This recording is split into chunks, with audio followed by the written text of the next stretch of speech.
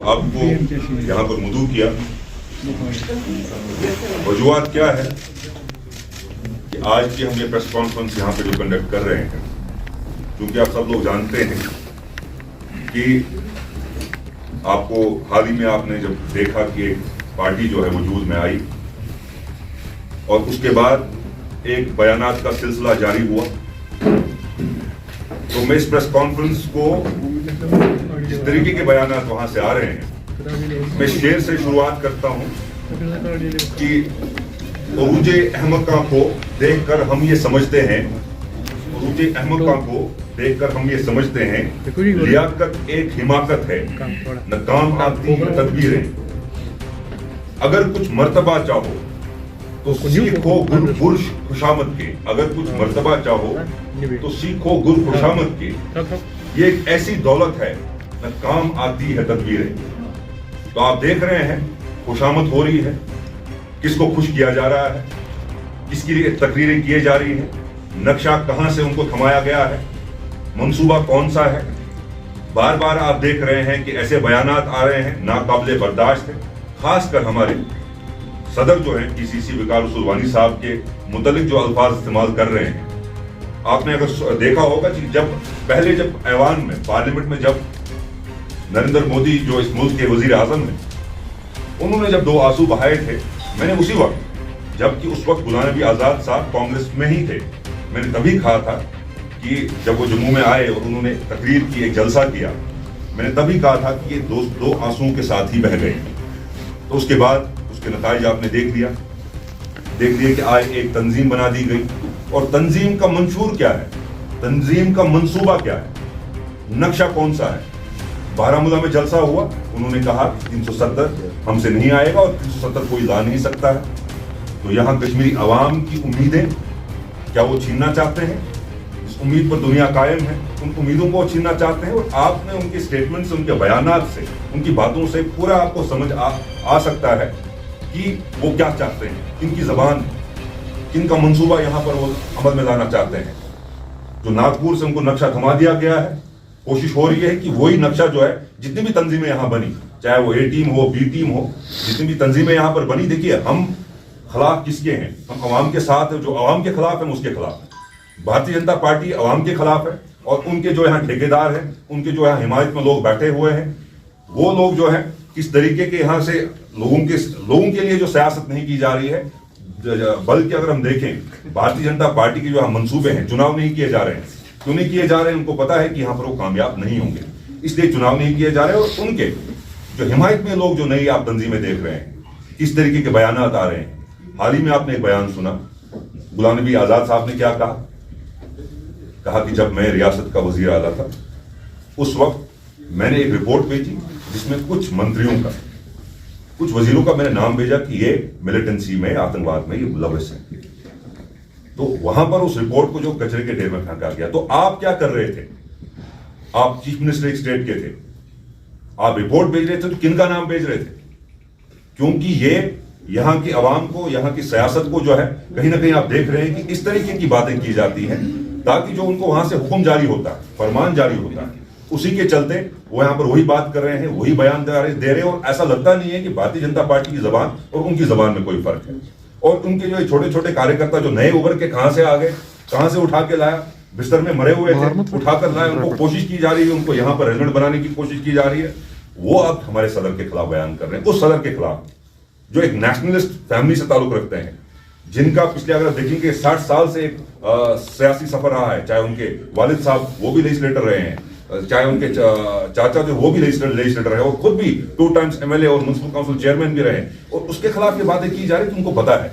देखिए, उनके जाने से हमारी तंजीम को कोई नुकसान नहीं हुआ है। मैं बार बार कहता हूं कि हमारे तंजीम एक डेडवुड था, वो निकल गया है, उस डेडवुड को उठा के ले गए हैं, और उनको भी पता है, वो परेशान है कि यहाँ उनको कुछ हो नहीं रहा है, लेकिन उनको लगता है कि मरकज से, भारतीय जनता पार्टी से उनको हिमायत तब मिलेगी जब उनके गुण गाएंगे, जब उनकी जबान होगी, जब उनका जो फरमान होगा, उस फरमान के तहत यहाँ पे बातें की जाएंगी। और अफसोस है कुछ मीडिया चैनल्स, शायद आप में ही वो शामिल हैं, जो उनका एजेंडा, गुलाम नबी आजाद का जो एजेंडा है यहाँ पे चला रहे हैं, उनका जो मंसूबा है उसको साथ दे रहे हैं, उनकी हिमायत में बैठे हैं। बार बार वकार रसूल वानी साहब जो हमारे पीसीसी के सदर हैं, उनके बार बार हम देख रहे हैं कि एक ही न्यूज चला रहे हैं, एक ही तरफा जो है न्यूज चल रही है, और उनके खिलाफ जो आ रही है, कहां से वो जो मामला दिखा रहे हैं कहां से ले आते हैं। तो बदकिस्मत तो आपको भी आगाह करता हूं, जो मीडिया है, फोर्थ पिलर ऑफ डेमोक्रेसी,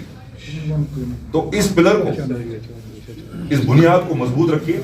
आप भी एक, देखिए मैं जानता हूं कि दबाव है मीडिया पर, मैं जानता हूं आप पर एक दबाव है, आपको भी यहाँ पे बहुत परेशानियां, हमने देखा कितने जो जर्नलिस्ट है उनको जेल भेज दिया गया कि वो उनके दबाव में उन्होंने माना नहीं, उनको जेल भेज दिया गया, लेकिन आप एक जिम्मेदारी है, अपने हिस्से की जिम्मेदारी समझ लीजिए। तो जिस तरीके के बयान, चाहे मैं नाम नहीं लेना चाहता हूं, आजाद साहब कहते हैं कि मेरी कोई जो मेरा कोई ब्लॉक प्रेसिडेंट होगा या मेरा छोटा कार्यकर्ता होगा वो बयान देगा, लेकिन मंसूबा किनका है? उनके तंजीम में तो कोई कार्यकर्ता बड़ा है।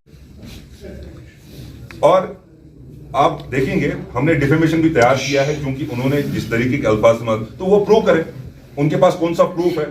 उन्होंने बानियाहाल में जहां से हमारे वकार रसूल साहब ताल्लुक रखते हैं, वहां भी कुछ खड़े किए हैं, कुछ ठेकेदार खड़े किए हैं कि वो एक मिस इन्फॉर्मेशन क्रिएट कर रहे हैं। किनके खिलाफ आप डिफेमेशन करेंगे?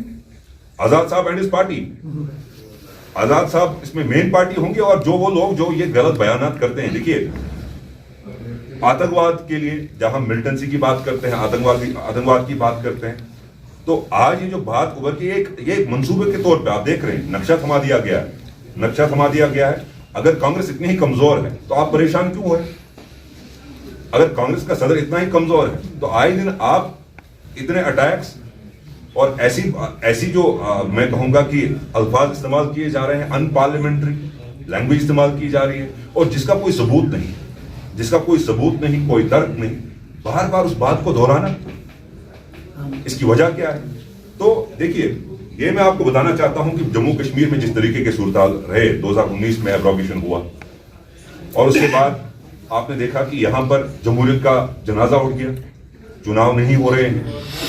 भारतीय जनता पार्टी ये जानती है कि यहां पर उनका ग्राउंड कहीं नहीं है, इलेक्शंस को डिले किया जा रहा है। एक रिहर्सल में कहूंगा, वो अपने आप को आजमाने की कोशिश उन्हें डीडीसी इलेक्शन से की, जबकि डीडीसी इलेक्शंस में लोग जो है वो वोट नहीं डालते हैं, वो इनडायरेक्ट इलेक्शन होता है, तो उन्हें डायरेक्ट इलेक्शन करवाया ताकि वो देखें लोग उनके साथ है या नहीं।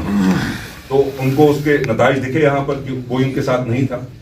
उसके बाद फिर से डिले हो रहा है, क्योंकि उनको पता है लद्दाख में भी इलेक्शन हुए, वहां भी कांग्रेस ने फतह हासिल की, तो ये परेशान है, यहाँ पर चुनाव नहीं हो रहे हैं। और इसके लिए मैं बार बार कहता हूँ कि मजारी ने अपने बंदर यहाँ पर छोड़ दिए, चाहे वो आप ए टीम की, वो अपनी पार्टी की बात करें, पीसी की बात करें या डीएपी की बात करें, और बाकी जहां पर जो लोग दावा कर रहे हैं कि इंडिपेंडेंट है, यहाँ पे इंडिपेंडेंट कोई नहीं है। कांग्रेस वो वाहिद पार्टी है, कांग्रेस को जो वोट जाता है वो आप बटन कांग्रेस को, वो कांग्रेस को ही जाएगा।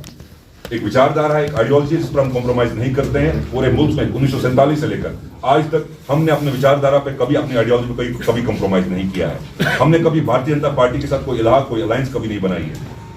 तो इनको जब जब मौका मिला, इनको इक़्तिदार मिलने का मौका मिला, तो ये उस खेमे में चले गए। आपने अगर सारे स्टेटमेंट्स आप लेके, आप सवाल उनसे नहीं पूछते, बदकिस्मती की बात, आप सवाल नहीं पूछते।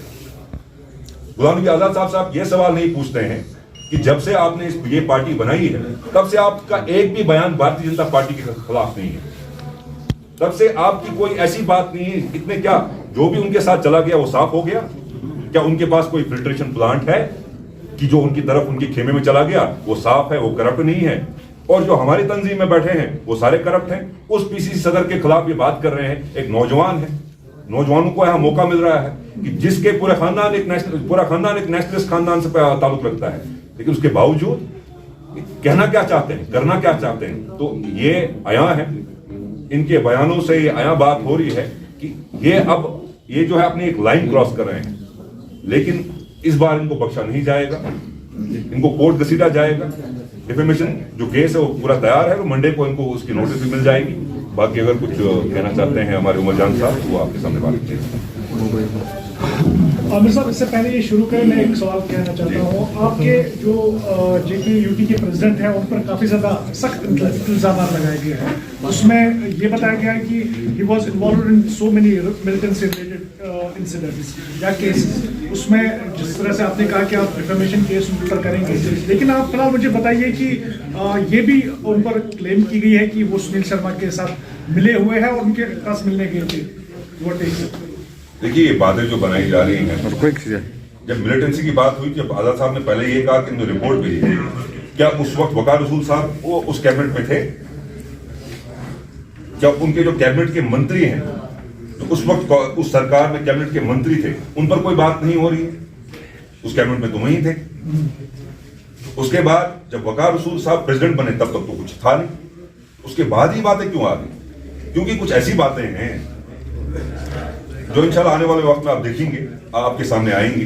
तो ये जो बातें हैं कि सुनील शर्मा साहब, बीजेपी तो खुद कहती है, बीजेपी कहती है आप सबूत लेकर आ जाओ। आपने ये बयान दिया है कि मैंने कुछ मंत्रियों का, कुछ वजीरों का जो मैंने एक लिस्ट रिपोर्ट भेजा था उस पर एक्शन नहीं लिया गया। हम तो कहते हैं उस रिपोर्ट को विद प्रूफ आप सामने ले आइए, बातों से नहीं होगा।